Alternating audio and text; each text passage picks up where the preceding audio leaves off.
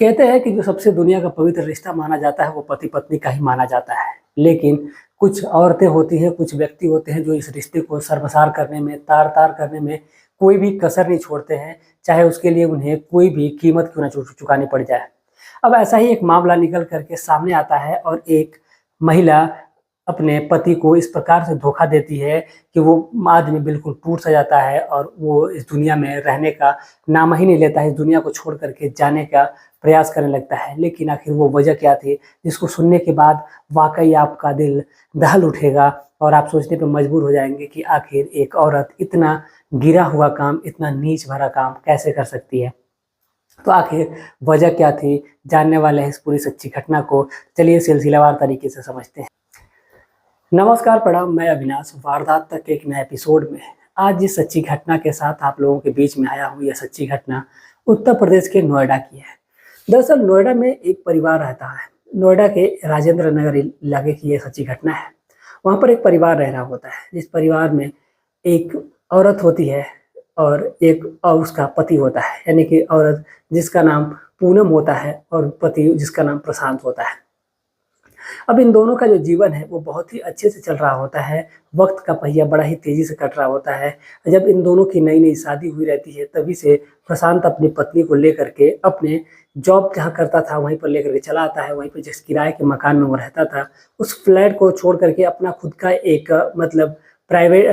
भाड़े पे एक फ्लैट लेता है और उसमें अपनी पत्नी के साथ वो रहने लगता है। अब ऐसे ही वक़्त गुज़रता है, लेकिन एक दिन उसकी जो पत्नी है वो कहती है कि आखिर मैं भी कब तक यहीं पे रहूँगी और यहाँ पर रह कर के मैं घर पे बोर ही हो जाती हूँ, इसलिए अच्छा है कि मैं भी कोई जॉब कर लेती। तो वो कहता है कि इससे अच्छी बात क्या है, तुमको अगर जॉब करना है तो तुम भी कर लो। अब यही कह कर के जो प्रशांत है वो चला जाता है और उसकी पत्नी जो है अपना सीवी तैयार करती है और लेकर के एक कंपनी में जाती है। जिस कंपनी में जाती है उसकी सीवी को देख कर के जो एम्प्लॉयी होता है, वहाँ का जो मैनेजर होता है वो बहुत खुश होता है। साथ ही साथ उसकी खूबसूरती को देख कर के वो एकदम मोहित सा हो जाता है और वो कहता है कि तुम्हें कल से जॉब दे दिया जाता है, तुम आकर के जॉइन कर लेना और आकर के अपना काम शुरू कर सकती हो। अब इस पर जो पूनम होती है वो बहुत ज़्यादा खुश होती है, वो कहती है कि ठीक है और वो अगली सुबह अपने पति जब शाम होती है अपने पति के पास जब पहुँचती है वो, तो बताती है कि अब उसकी जॉब लग गई है और उसको सैलरी के रूप में 22,000 रुपये मिलेंगे और अब उन दोनों को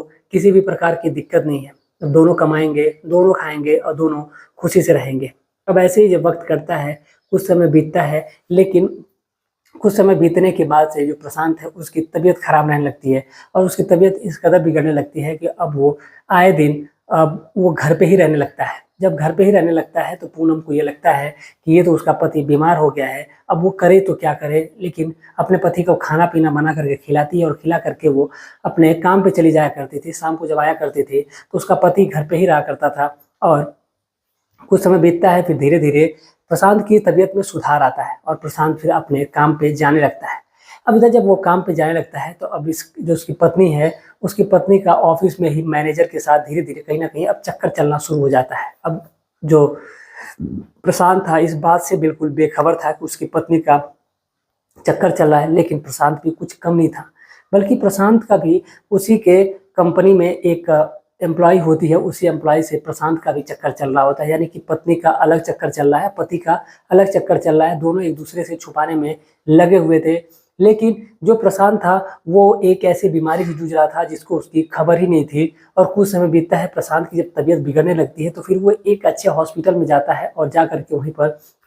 अपना चेकअप करवाता है तो पता चलता है कि ये इसको कैंसर हो गया है और ये कैंसर के 3rd स्टेज पे है। अब इसके बचने की उम्मीद बहुत कम है। अब ये बात प्रशांत को समझ नहीं आती है और इस बात से वो ज़्यादा दुखी हो जाता है और परेशान सा रहने लगता है। लेकिन अब जब वो धीरे-धीरे उसकी जब तबीयत बिगड़ने लगती है तो फिर उसकी जो पत्नी है वो कहती है कि देखो तुम्हें ऑफ़िस जाने की ज़रूरत नहीं है, तुम घर पे ही रह लिया करो, मैं कमा ही रही हूँ, तुम्हें कोई दिक्कत की बात ही नहीं है। अब प्रशांत अपनी बीमारी के बारे में अपनी पत्नी से बताता है, उसकी पत्नी को सुन कर के बड़ा दुःख होता है, लेकिन अब उधर उसका चक्कर चल रहा तो सोचती है कि अब ये तो मर ही जाएगा, इससे अच्छा है कि मैं अपना कहीं और भी व्यवस्था कर लूँ ताकि मैं उसके साथ सेटल हो जाऊँ। मैनेजर था कंपनी का, तो उसकी जो सैलरी थी वो काफ़ी अच्छी थी, तो वो उसी के चक्कर में पड़ी रहती थी, सोचती थी कि मैं वो अपने पति के मरने के बाद उसी के साथ अपना जीवन बिताएगी और ये सोच कर के वो बहुत ही ज़्यादा खुश रहती थी। लेकिन इधर जब प्रशांत की जब तबीयत सुधार होती है तो प्रशांत भी जाता है, तो अपने कंपनी के जो एम्प्लॉय होती है उसी के साथ रंगरेलियाँ मनाता है, और मनाते-मनाते धीरे-धीरे जब उसकी तबीयत फिर से बिगड़ जाती है, एक दिन जब वो घर पे रहता है, तो जब उसकी पत्नी का फ़ोन बार-बार बिज़ी आता है, तो वो पूछ बैठता है कि आखिर ये फ़ोन तुम्हारा किसका आ रहा है बार-बार? तो जो उसकी पत्नी है वो झल्ला उठती है, और वो बिल्कुल गुस्से में हो जाती है, और कहीं न कहीं प्रशांत को भी इस बात की खबर थी कि उसकी पत्नी का कहीं न कहीं ज़रूर अफ़ेयर चल रहा है। अब इसी बात की पुष्टि के लिए प्रशांत जो है वो कहता है कि वो जा रहा है इलाज के लिए, और वो 2 दिन बाद आएगा। अब जैसे ही इस बात की जानकारी अब पूनम को लगती है, पूनम बहुत ही ज़्यादा खुश होती है, और वो सोचती है कि अब उसको अपने प्रेमी को घर बुला लेना चाहिए। हालाँकि इसके पहले वो जो मैनेजर था जिसका अपने मकान पे रहता था, वो अक्सर पूनम को लेकर के अपने मकान पे चला जाया करता था। इन दोनों के बीच में आए दिन शारीरिक संबंध बना करते थे। लेकिन अब उस दिन पूनम ने अपने प्रेमी को अपने घर पे बुला लिया, और ये दोनों एक-दूसरे के साथ रासलीला रचाने में बिज़ी थे। इसी दौरान जो प्रशांत है वो कमरे पे आ जाता है, और फिर उसके साथ मारपीट करने लगता है, और उस मैनेजर वहाँ से किसी तरह वो तो वहाँ से भाग जाता है। लेकिन जो पूनम है, पूनम के साथ काफ़ी मारपीट करता है, और मारपीट इस कदर बढ़ जाती है कि जो पूनम है, वो गुस्सा होती है और अपने मायके चली जाती है वहाँ से छोड़ कर के। जब पूनम छोड़ कर के प्रशांत को अपने मायके चली जाती है, तो इधर प्रशांत है वो परेशान हो जाता है। सोचता है कि अब तो एक तो वो मरने वाला है, दूसरा उसकी जो पत्नी है उसको छोड़ कर के चली गई है। आखिर वो अब अकेले करेगा क्या? अब उससे ये भी नहीं हो पा रहा था कि वो उठ कर के खाना बनाए। अब ये लोग सोचता है कि चलो अपनी पत्नी को मनाते हैं और उसको वापस लाते हैं, इसलिए वो अपनी गाड़ी निकालता है और लेकर के अपने पत्नी के पास पहुँचता है और अपनी पत्नी को मनाता है। मनाने के बाद वो अपनी पत्नी से कहता है कि चलो घर पे चलो, लेकिन उसकी पत्नी तो पहले आने के लिए तैयार नहीं थी, लेकिन फिर वो आने के लिए तैयार हो जाती है, और जब अपने घर पे पहुँचती है, फिर दोनों दिन भर खाना-पीना खाते हैं और आराम से रहते हैं। लेकिन जब रात होती है तो प्रशांत अपनी पत्नी के साथ शारीरिक संबंध बनाने के लिए तैयार होता है, लेकिन जो उसकी पत्नी है उसको शारीरिक संबंध बनाने से मना कर देती है। उस दिन मना करती है, फिर दिन में भी वो कोशिश करता है, लेकिन दिन में भी उसको मना कर दिया जाता है। तो प्रशांत अब एकदम परेशान सा हो जाता है। अब इसीलिए शाम को वो एक पावर बढ़ाने की दवा लेकर के आता है, और अपनी पत्नी के खाने में मिला करके खिला देता है, जिसकी दवा की ओवरडोज़ की वजह से उसकी जो पत्नी थी वो दवा खा करके, यानी खाना खाती है, तो खाने में जब दवा का जब असर होता है तो उसकी पत्नी बेहोश हो जाती है, और अपनी पत्नी के साथ वो शारीरिक संबंध बनाता है, और इस पूरे हैवानियत भरे अंदाज से उसके साथ संबंध बनाता है। जब उसकी इच्छा पूरी हो जाती है, उसके बाद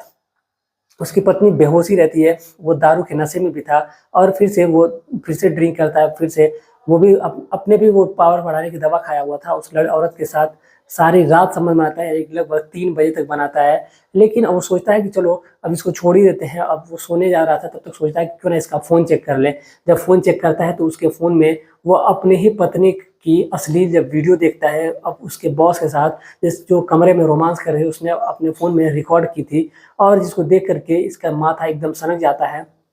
और इसने एक बड़ा-सा पत्थर उठाया और उसी से अपने पत्नी की हत्या कर देता है, और हत्या करने के बाद ये खुद का भी गला काट लेता है। अब जैसे ही इस प्रकार की जब वाक़या जब होती है, जो सुबह में गेट नहीं खुलता है और 2 दिन बीत जाते हैं, 2 दिन बदबू आने लगती है, तो जो आस-पड़ोस के लोग थे, वो सोचते हैं कि आखिर ये बदबू कहाँ से आ रही है? अब इसीलिए उन्होंने दरवाज़ा खोलने की कोशिश की, फिर पुलिस प्रशासन को बुलाया गया, और वहाँ पर जब दरवाज़ा खुलवाया गया, तो फिर देख कर के सच्चाई कुछ और ही सामने आई। अब इसमें जो सबसे ज़्यादा बातचीत हुई थी वो मैनेजर से हुई थी, इसमें मैनेजर भी फँसता है, और मैनेजर आकर के सारे बातों का खुलासा करता है। लेकिन इसमें जो मास्टरमाइंड था वो मैनेजर था, लेकिन मैनेजर को कोई दोष नहीं पाया जाता है, इसलिए मैनेजर को छोड़ दिया जाता है, क्योंकि इसमें मैनेजर का कोई हाथ ही नहीं था,